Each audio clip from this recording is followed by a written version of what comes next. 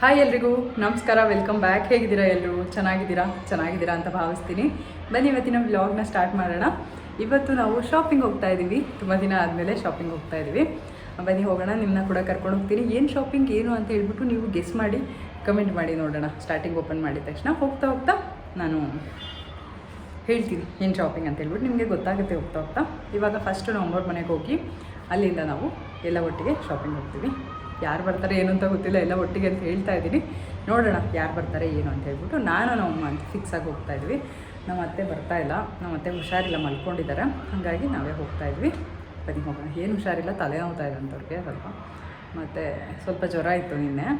ಜ್ವರ ಕಡಿಮೆ ಆಗಿದೆ, ಸ್ವಲ್ಪ ತಲೆನೋವಿದೆ, ತಲೆ ಭಾರ ಇದೆ. ಹಾಗಾಗಿ ಅವರು ಮಲ್ಕೊಂಡಿದ್ದಾರೆ. ನಾವು ಹೋಗ್ತಾಯಿದ್ವಿ. ಬನ್ನಿ ಹೋಗೋಣ. ತಲೆ ಸ್ನಾನ ಮಾಡಿದ್ದೀನಿ, ಅದಕ್ಕೆ ತಲೆ ಬಾಚ್ಕೊಂಡಿಲ್ಲ, ಹಂಗೆ ಬಿಟ್ಕೊಂಡಿದ್ದೀನಿ. ಅಮ್ಮವ್ರ ಮನೆಗೆ ಹೋಗಿ ತಲೆ ಬಾಚ್ಕೊಂಡು ಅಲ್ಲಿಂದ ಹೊರಡುತ್ತೆ. ಬನ್ನಿ ಹೋಗೋಣ. ನಮ್ಮವ್ರ ಮನೆಗೆ ಹೋಗಿ ಅಲ್ಲಿಂದ ನಾನು ನಮ್ಮ ಇಬ್ಬರು ಚಿಕ್ಕಪೇಟೆಗೆ ಹೋದ್ವಿ ಸೀರೆ ತರೋದಕ್ಕೆ. ಗ್ರೀನ್ ವೆರೈಟಿನೇ ಬೇಕಾಗಿತ್ತು, ಹಾಗಾಗಿ ಗ್ರೀನಲ್ಲೇ ನೋಡ್ತಾ ಇದ್ವಿ ಸೀರೆನ. ಚೆನ್ನಾಗಿತ್ತು ಕಲೆಕ್ಷನ್ಸ್ ಎಲ್ಲ. ಒಂದಷ್ಟು ಸೀರೆಗಳನ್ನ ಸೆಲೆಕ್ಟ್ ಮಾಡಿ, ಸೀರೆಗಳು ಜಾಸ್ತಿ ನೋಡಿಬಿಟ್ರೆ ಬಟ್ಟೆ ಅಂಗಡೀಲಿ ಫುಲ್ಲು ಕನ್ಫ್ಯೂಷನ್ ಆಗಿಬಿಡುತ್ತೆ. ಯಾವ್ದು ತೊಗೋಬೇಕು ಯಾವ್ದು ಬಿಡಬೇಕು ಅಂತಲೇ ಗೊತ್ತಾಗಲ್ಲ. ಸಾಕಷ್ಟು ನೋಡಿದ್ವಿ, ಅದರಲ್ಲಿ ಒಂದು 4-5 ಸೆಲೆಕ್ಟ್ ಮಾಡಿ ಇಟ್ಬಿಟ್ಟು ಅದರಲ್ಲಿ ಯಾವುದಾದ್ರೂ ಒಂದನ್ನು ಸೆಲೆಕ್ಟ್ ಮಾಡ್ಕೊಳ್ಳೋಣ ಅಂಥೇಳಿ ಇಟ್ಕೊಂಡ್ವಿ. ಆಲ್ರೆಡಿ ನನ್ನ ಹತ್ರ ಒಂಥರ ಸೀರೆ ಇತ್ತು, ಆ ಥರದ್ದು ಬೇಡ ಅಂಥೇಳಿ ಸ್ವಲ್ಪ ಡಿಫ್ರೆಂಟಾಗಿರೋದು ತೊಗೊಳೋಣ ಅಂತ ಹೇಳ್ಬಿಟ್ಟು ಸ್ವಲ್ಪ ಡಿಫ್ರೆಂಟಾಗಿರೋದು ಸಿಂಪಲ್ ಆಗಿರೋದೇ ತೊಗೊಂಡ್ವಿ ಸೀರೆನ. ಈ 4ರಲ್ಲಿ ಒಂದು ಸೀರೆನ ತೊಗೊಂಡಿದ್ದೀವಿ. ನಾಳೆ ನಾನು ಫಂಕ್ಷನ್ ವೀಡಿಯೋನ ಪೋಸ್ಟ್ ಮಾಡ್ತೀನಿ, ಅದರಲ್ಲಿ ಯಾವ ಸೀರೆ ತೊಗೊಂಡಿದ್ದೀನಿ ಅಂತ ಹೇಳ್ಬಿಟ್ಟು ತೋರಿಸ್ತೀನಿ. ಈ ವಿಡಿಯೋ ಬಂದುಬಿಟ್ಟು ಬುಧವಾರದ ವಿಡಿಯೋ. ಇದಾದ ನಂತರ ನಾನು ಶುಕ್ರವಾರದ ವ್ಲಾಗ್ನ ಕಂಟಿನ್ಯೂ ಮಾಡ್ತಾ ಇದ್ದೀನಿ. ತುಂಬ ಜನ ಕೇಳ್ತಾ ಇದ್ರಿ, ಮನೆ ಚೇಂಜ್ ಮಾಡೋ ವಿಷಯ ಏನಾಯಿತು, ಏನು ಚೇಂಜ್ ಮಾಡೋ ವಿಷಯ ಏನು ಮಾತಾಡ್ತಾ ಇಲ್ಲ, ಏನಾಯಿತು ಅಂಥೇಳಿ. ಮನೇನ ನೋಡ್ತಾ ಇದ್ದೀವಿ. ಏನು ಅಂತ ಅಂದರೆ ರೆಂಟು ತುಂಬ ಜಾಸ್ತಿ ಇದೆ, ಲೀಸ್ ಕೂಡ ಅಷ್ಟೇ ತುಂಬ ಜಾಸ್ತಿ ಇದೆ. ಅಷ್ಟೊಂದು ಲೀಸ್ ಅಮೌಂಟ್ ಕೊಟ್ಟು ನಾವು ಹೇಗೆ ಮತ್ತೆ ಇಸ್ಕೊಳ್ಳೋದು, ಈ ರೀತಿಯಾದಂಥ ಒಂದು ಯೋಚನೆ ಕೂಡ ಇದೆ. ಹಾಗಾಗಿ ಓನಿಗೆ ತೊಗೊಳಕ್ಕಾಗುತ್ತಾ ಅಂತ ಕೂಡ ನೋಡ್ತಾ ಇದ್ದೀವಿ. ಅಂದರೆ ತೊಗೊಂಡ್ಬಿಡ್ತೀವಿ ತಕ್ಷಣ ನೋಡಿಬಿಟ್ಟು ತೊಗೊಳ್ತೀವಿ ಅಂತ ಅಲ್ಲ, ಜಸ್ಟ್ ನೋಡ್ತಾ ಇದ್ದೀವಿ ನಮ್ಮ ಬಜೆಟಿಗೆ ಆಗುತ್ತಾ ಏನು ಅಂಥೇಳಿ. ಹಾಗೆಯೇ ಇಲ್ಲಿ ಒಬ್ಬರು ಕರೆದಿದ್ರು, ಒಂದು ಫ್ಲ್ಯಾಟ್ ಇದೆ ಅಂತ ಹೇಳ್ಬಿಟ್ಟು ನೋಡ್ಕೊಂಡು ಬರೋಣ ಅಂತ ಹೋಗಿದ್ವಿ. ಇದು 3 BHK 1660 square feet, 1666 square feet. ಆದರೆ ನಮ್ಮ ಬಜೆಟಿಗೆ ಇದು ಆಗಲ್ಲ. ಇದು ಫ್ಲ್ಯಾಟ್ಗೆ 1.5 ಕೋಟಿ ಹೇಳ್ತಾ ಇದ್ದಾರೆ ಇವರು. ತುಂಬ ಜಾಸ್ತಿ ಆಯಿತು ಬಜೆಟು. ಇಂಟೀರಿಯರ್ ಎಲ್ಲ ಏನೂ ಇಲ್ಲ, ವಿತೌಟ್ ಇಂಟೀರಿಯರೇ 1.5 crores ಫುಲ್ ಖಾಲಿ ಮನೆಗೇ. ಹಾಗಾಗಿ ನಮಗೆ ಸ್ವಲ್ಪ ಬಜೆಟ್ ಜಾಸ್ತಿ ಆಯಿತು ಅಂತ ಅನ್ನಿಸ್ತು. ಬಟ್ ಲೊಕ್ಯಾಲಿಟಿ ಎಲ್ಲ ಸಖತ್ತಾಗಿದೆ, ಹಾಗಾಗಿನೇ ಇಷ್ಟೊಂದು ಜಾಸ್ತಿ ಹೇಳ್ತಾ ಇರೋದವರು. ಏರಿಯಾ ತುಂಬಾ ಚೆನ್ನಾಗಿದೆ, ಮನೆಯೂ ಅಷ್ಟೇ ತುಂಬ ಸ್ಪೀಷಿಯಸ್ ಆಗಿದೆ. ಜಾಸ್ತಿ ಫ್ಲ್ಯಾಟ್ಸು ಇಲ್ಲ ಇದರಲ್ಲಿ. 5 ಫ್ಲೋರ್ಸ್ ಇದೆ ಅಷ್ಟೇ. ಒಂದೊಂದು ಫ್ಲೋರಲ್ಲಿ ಎರಡೇ ಇರೋದು. ಈ ಕಡೆ ಒಂದು ಈ ಕಡೆ ಒಂದು, ಎರಡೂ ಕೂಡ ತೋರಿಸ್ತಾ ಇದ್ದೀನಿ ನೋಡಿ. ಇದು JP ನಗರ್ 7th ಫೇಸಲ್ಲಿ ಇರುವಂಥದ್ದು. RBI ಲೇಔಟ್ ಇದೆಯಲ್ಲ, ಅದರಿಂದ ಸ್ವಲ್ಪ ಮುಂದೆ ಗೌರವ್ ನಗರ ಅಂತ ಬರುತ್ತೆ, ಅಲ್ಲಿನೇ ಇರೋದು ಇದು ಫ್ಲ್ಯಾಟು. ತುಂಬ ಚೆನ್ನಾಗಿದೆ, ನನಗೆ ತುಂಬ ಇಷ್ಟ ಆಯಿತು. ಏರಿಯಾ ತುಂಬ ಇಷ್ಟ ಆಯಿತು. ಗ್ರೀನರಿ ಫುಲ್ಲು, ಹಾಗೆಯೇ ಸೈಲೆಂಟಾಗಿದೆ ಏರಿಯಾ. ತುಂಬ ದೊಡ್ಡದಾಗಿದೆ. ಹಾಲ್ ಅಂತೂ ಸಖತ್ ದೊಡ್ಡದಾಗಿದೆ, 2 ಹಾಲ್ ಥರ ಬರುತ್ತೆ ಇಲ್ಲಿ. ರೂಮು ಅಷ್ಟೇ ಚೆನ್ನಾಗಿದೆ, ಎಲ್ಲ ಸ್ಪೀಷಿಯಸ್ ಆಗಿದೆ ರೂಮ್ಸು ಕೂಡ. ಬಾತ್ರೂಮ್ ಇದೆ, ಅಟ್ಯಾಚ್ ಬಾತ್ರೂಮ್ ಇದೆ. ಟೋಟಲ್ 3 ಬೆಡ್ರೂಮು 3 ಬಾತ್ರೂಮು, 1 ಕಾಮನ್ ಇದೆ. 2 ಬೆಡ್ರೂಮ್ಗೆ ಅಟ್ಯಾಚ್ ಬಾತ್ರೂಮ್ ಇದೆ. ಬೆಳಕು ಗಾಳಿ ಎಲ್ಲ ಚೆನ್ನಾಗಿತ್ತು. ಮನೆಯೂ ಚೆನ್ನಾಗಿ ಇಷ್ಟ ಆಯಿತು ನನಗೆ. ಆದರೆ ಬಜೆಟ್ ಮಾತ್ರ ಓಕೆ ಆಗಲಿಲ್ಲ. 1.5 crores ಅಂತ ಹೇಳ್ತಾ ಇದ್ದಾರೆ. ಸ್ವಲ್ಪ ಕಡಿಮೆ ಅಂತ ಅಂದ್ರೂ ಎಷ್ಟು ಕಡಿಮೆ ಮಾಡ್ಕೋಬೋದು ಅಲ್ವಾ, ಜಾಸ್ತಿ ಆಯಿತು ಅಂತ ಅನ್ನಿಸ್ತು ನಮಗೆ. ಬಟ್ ಆ ಲೊಕ್ಯಾಲಿಟಿಗೆ ಪ್ರೈಸ್ ಮ್ಯಾಚ್ ಆಗುತ್ತೆ. ಏನಿದು ದೀಪಿಕಾ, ರೆಂಟ್ ಆರ್ ಲೀಸ್ ಮನೆ ನೋಡ್ತಾ ಇದ್ದೀವಿ ಅಂತ ಹೇಳಿದವರು ಇದಕ್ಕಿದ್ದಂಗೆ ಓನ್ಗೆ ನೋಡ್ತಾ ಇದ್ದೀವಿ ಅಂಥೇಳಿ ತೋರಿಸ್ತಾ ಇದ್ದೀರಾ ಅಂತ ನಿಮಗೆಲ್ಲ ಆಶ್ಚರ್ಯ ಆಗ್ತಾ ಇರ್ಬೋದು. ಖಂಡಿತ ನಾವು ಓನ್ಗೆ ತೊಗೋಬೇಕು ಅಂತ ಐಡಿಯಾ ಕೂಡ ಇರಲಿಲ್ಲ. ನಾವು ರೆಂಟ್ಗೆ ಇಲ್ಲ ಲೀಸ್ಗೆ ನೋಡ್ತಾ ಇದ್ವಿ. ಲೀಸ್ ಅಂದರೆ ಸ್ವಲ್ಪ ಜಾಸ್ತಿ ಅಮೌಂಟ್ ಹೇಳ್ತಾ ಇದ್ದಾರೆ, ಅದನ್ನು ಕೊಟ್ಬಿಟ್ಟು ಆಮೇಲೆ ಅವ್ರ ಹತ್ರ ನಾವು ಇಸ್ಕೊಳ್ಳೋದು ಸ್ವಲ್ಪ ಕಷ್ಟ ಆಗ್ಬೋದು ಅನ್ನೋ ಕಾರಣಕ್ಕೆ ನಾವು ರೆಂಟ್ಗೆ ನೋಡ್ತಾ ಇದ್ವಿ. ಬಟ್ ನಾವೇನು ಪೇ ಮಾಡಬೇಕು ರೆಂಟು ಇವಾಗಿರೋ ಅಂಥದ್ದು ನಮಗೆ ವಿತ್ ಪಾರ್ಕಿಂಗು ಎಲ್ಲ ಚೆನ್ನಾಗಿರೋ ಮನೆ ಬೇಕು ಅಂತ ಅಂದರೆ ನಾವೇನು ರೆಂಟ್ ಪೇ ಮಾಡ್ತೀವಿ ಆ ರೆಂಟ್ಗೆ ನೀವು EMIನ ಪೇ ಮಾಡಿಕೊಂಡು ನೀವು ಓನ್ ಹೌಸ್ ತೊಗೋಬೋದು ಅಂಥೇಳಿ ಫ್ಯಾಮಿಲಿ ಫ್ರೆಂಡ್ಸ್ ಎಲ್ಲ ಸಜೆಸ್ಟ್ ಮಾಡ್ತಾ ಇದ್ದಾರೆ. ಹಾಗಾಗಿ ನಾವು ಫ್ಲ್ಯಾಟ್ ಅಥವಾ ಮನೆ ಏನಾದರೂ ನೋಡ್ತಾ ಇದ್ದೀವಿ. ಇಲ್ಲೂ ಕೂಡ ಅಷ್ಟೇ, 1-2 ಮನೆ ಒಂದೇ ಥರ ಇತ್ತು ಅಕ್ಕಪಕ್ಕದಲ್ಲಿ. 2ರಲ್ಲಿ ಸ್ವಲ್ಪ ಡಿಫ್ರೆನ್ಸ್ ಅಷ್ಟೇ. ಒಂದು 20-30, ಇನ್ನೊಂದು 22/32 ಅಂತ ಏನೋ ಇತ್ತು. ನಮಗೆ ಸ್ವಲ್ಪ ಹಳೆ ಡಿಸೈನ್ ಆಯಿತು ಅಂತ ಅನ್ನಿಸ್ತು, ಹಾಗಾಗಿ ಓಕೆ ಏನಾಗಲಿಲ್ಲ. ಇನ್ನೂ ಸ್ವಲ್ಪ ಮಾಡರ್ನ್ ಆಗಿ ಕಟ್ಬೋದಾಗಿತ್ತು ಚೆನ್ನಾಗಿ ಅಂತ ಅನ್ನಿಸ್ತು. ಮನೆ ಏನೋ ಚೆನ್ನಾಗಿದೆ, ಬಟ್ ಕಿಚನ್ನು ಕ್ಯಾಬಿನೆಟ್ಸು ಎಲ್ಲ ಸ್ವಲ್ಪ ಹಳೆ ಸ್ಟೈಲಿತ್ತು. ಹಾಗಾಗಿ ನನಗೇನು ಅಷ್ಟು ಇಷ್ಟ ಆಗಲಿಲ್ಲ, ಇದು ಓಕೆ ಅಂತ ಅನ್ನಿಸ್ಲಿಲ್ಲ. ಬೇರೆ ಯಾವ್ದಾದ್ರು ನೋಡೋಣ ಅಂತ ಅಂದ್ಕೊಂಡ್ವಿ. ಇದು ನೋಡಿ ತುಂಬಾ ದಿನ ಆಗಿತ್ತು, ತುಂಬ ದಿವಸದಿಂದ ನೋಡ್ತಾ ಇದ್ದೀವಿ. ಶೇರ್ ಮಾಡಲಾ ಬೇಡವಾ ಅಂತ ಯೋಚನೆ ಮಾಡಿಕೊಂಡು ಸುಮ್ಮನೆ ಇದ್ದೆ ನಾನು. ಯಾಕೆಂದರೆ ನಾವು ಇನ್ನೂ ಫೈನಲ್ ಡಿಸೈಡ್ ಏನೂ ಮಾಡಿಲ್ಲ, ತೊಗೊಳ್ಲೇಬೇಕು ಅಂತೇಳಿ. ರೆಂಟ್ಗೂ ಕೂಡ ನೋಡ್ತಾ ಇದ್ದೀವಿ, ಫೋನ್ಗೂ ಕೂಡ ನೋಡ್ತಾ ಇದ್ದೀವಿ.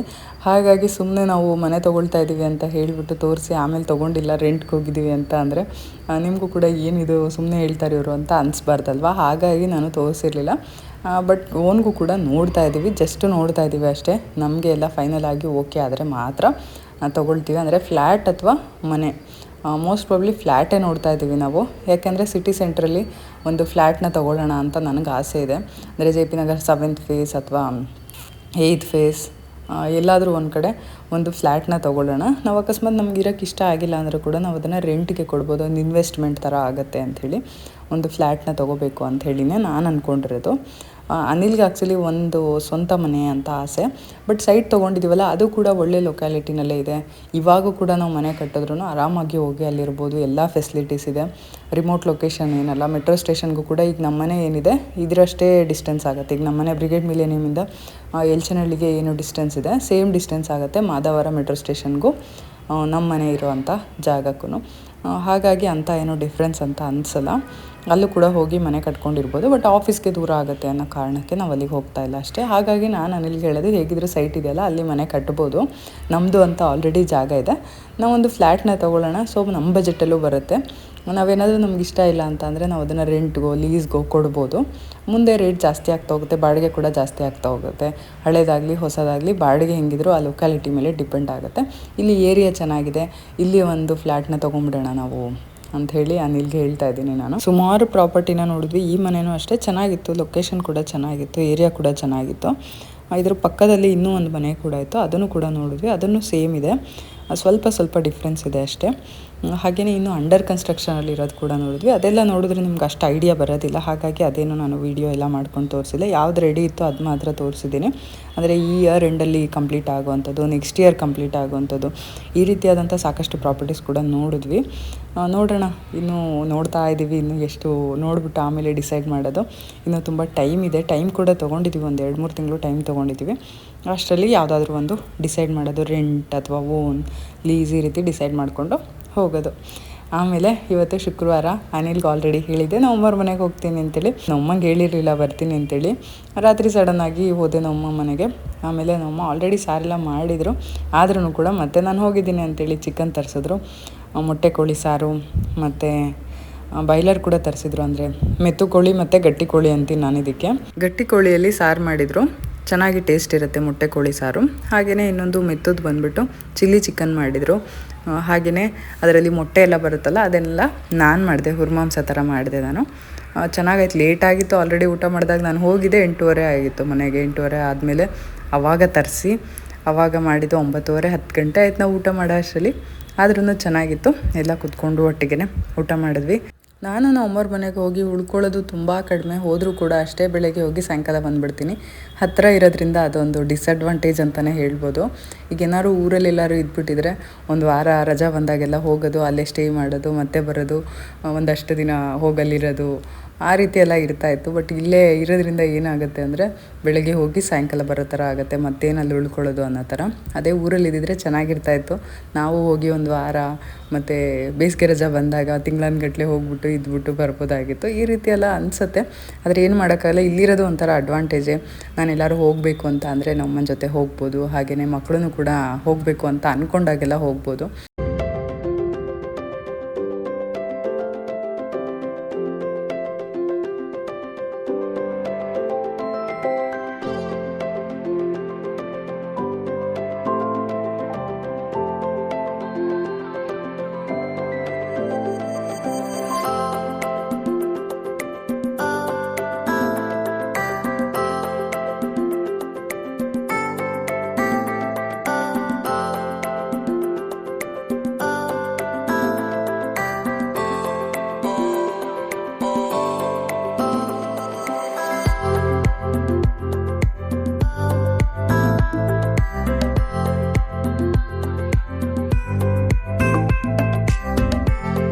ಶುಕ್ರವಾರ RCB ಮ್ಯಾಚ್ ಕೂಡ ಇತ್ತು, ಸೆಮಿಫೈನಲ್ಸು ವಿನ್ ಕೂಡ ಆದರು. ಹಾಗೆಯೇ ಆಲ್ರೆಡಿ ಕಪ್ ಕೂಡ ವಿನ್ ಆಗಿದ್ದಾರೆ. ಸಂಡೇ ಮ್ಯಾಚ್ ಕೂಡ ಇತ್ತಲ್ಲ, ಖುಷಿ ಆಯಿತು. RCB ವಿನ್ ಆಗಿದ್ದು, ಅಟ್ಲೀಸ್ಟ್ ವುಮೆನ್ಸ್ ಆದರೂ ವಿನ್ ಆದ್ರಲ್ಲ ಅಂಥೇಳಿ ಖುಷಿ ಇದೆ.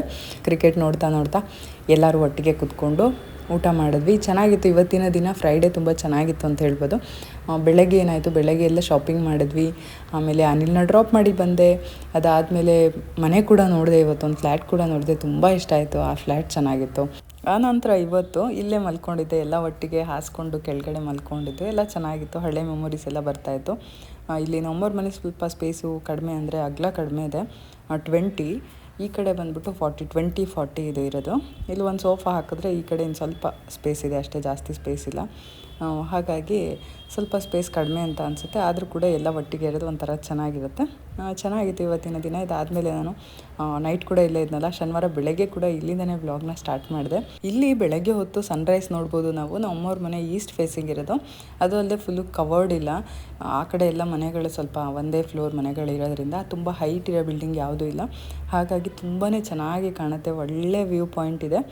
ಬೆಳಗ್ಗೆ ಎದ್ಬಿಟ್ಟು ಒಂದಷ್ಟು ಕ್ಲಿಪ್ಪಿಂಗ್ಸ್ನ ಕೂಡ ತೊಗೊಂಡಿದ್ದೀನಿ, ನಿಮ್ಮ ಜೊತೆ ಶೇರ್ ಮಾಡ್ಕೊಳ್ತೀನಿ. ನೋಡಿ, ನಿಮಗೂ ಖಂಡಿತ ಇಷ್ಟ ಆಗುತ್ತೆ.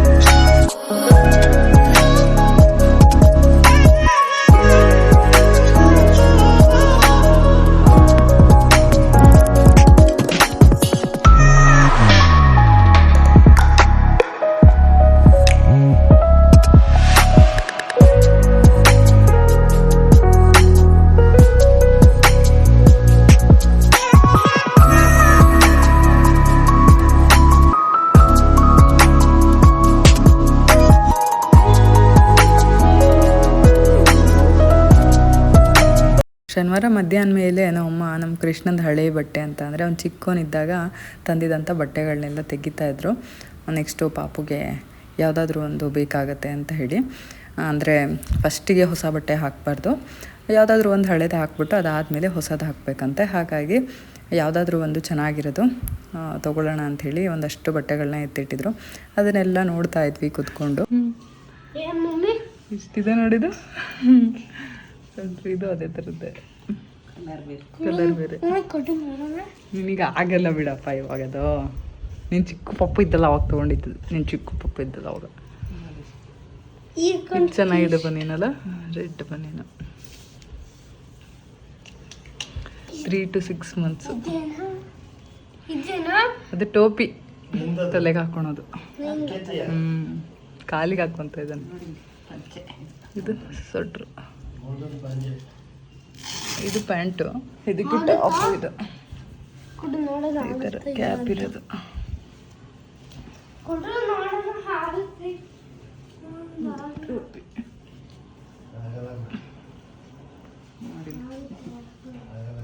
ಇದು ಶೂಸು, ಶೂಸ್ ಪಯ ಇಲ್ಲ ಕಣಪ್ಪ, ಹಂಗೆ ಶೂಸು.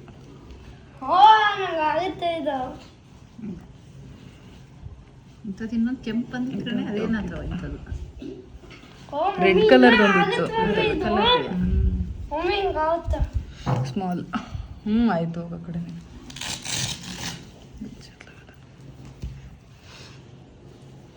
ಇದು ಫೋಟೋ ಇದೆಯಲ್ಲ ಒಂದು ಹುಟ್ಟಿದಾಗ ಇನ್ನೂ ಎಷ್ಟು ದಿವಸ ಆಗಿತ್ತು? ಒಂದು 3 ದಿವಸ ಇಲ್ಲ, ಒಂದು 2 ದಿವಸ ಆಗಿತ್ತು ಕಣಮ್ಮ, ಒಂದು 2-3 ದಿವಸ ಆಗಿತ್ತು ಅವತ್ತಿನದು. ಇದು ಬೆಳ್ಳ ಮುಂದು. ಅದು ಆಗುತ್ತೇನೋ ನಿನಗೆ, ಬಿಚ್ಚ ಚೆನ್ನಾಗಿದೆ ಅದು, ಪಾಪುಗ ಆಗುತ್ತೆ ಬಿಡ. ಹೊಸದಿದ್ದೆ, ಅದು ಹೊಸದು ಇದ್ದಂಗಿದೆ ಹಂಗೆ. ನಮ್ಮ ಚಿನ್ನದು ಫ್ರಾಕು. ನಿಂದು ಫ್ರಾಕ್ ಇದು. ಏನಾಯ್ತು ಇವಾಗ ಬಿಡು, ಏನೂ ಆಗಲ್ಲ. ಅಳಬಾರ್ದಂಗೆ ಸಣ್ಣ ಬಿಡಕ್ಕೆಲ್ಲ ಏನೂ ಆಗಲ್ಲ. ನೀನೇನು ಮಾಡಿಲ್ಲ ಅಲ್ಲಿ, ಯಾಕೆ ಹೇಳ್ತೀಯಾ? ಸುಮ್ನಿರು, ಅಳಬಾರ್ದು ಹಂಗೆ. ಕೃಷ್ಣಂದು ಪುಟಾಣಿ ಬಟ್ಟೆಗಳೆಲ್ಲ ನೋಡಿದಾದ ನಂತರ ಸಂಜೆ ಮೇಲೆ ನಾವು ಮಾರ್ಕೆಟ್ಗೆ ಹೋಗಿ, ಅಂದರೆ ಸಾರಕ್ಕಿ ಮಾರ್ಕೆಟ್ಗೆ ಹೋಗಿದ್ವಿ. ಹೋಗ್ಬಿಟ್ಟು ಹಾರ ಮತ್ತು ಹೂವು ಎಲ್ಲ ತೊಗೊಂಡ್ಬಿಟ್ಟು ಹಣ್ಣು, ಸ್ವೀಟ್ಸು, ಡ್ರೈ ಫ್ರೂಟ್ಸ್ ಎಲ್ಲ ತೊಗೊಂಡು ಬಂದ್ವಿ.